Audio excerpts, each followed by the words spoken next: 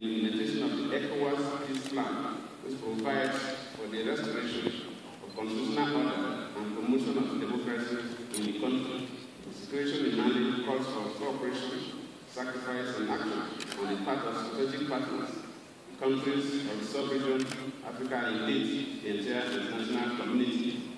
Let me also use this opportunity to observe that the conflicts in Africa are the major causes of the underdevelopment in this continent. And I call on AU to be supported by the EU and UN to set up a body to begin to inventarize the source of these weapons used to destabilize Africa, and of course the funding for these weapons. Because we believe somewhere some people are doing what is not in the best interest of the continent. In the past, Africa surmounted many challenges with the support of the international community as we commence the celebration of the golden jubilee anniversary of our unique continental organization.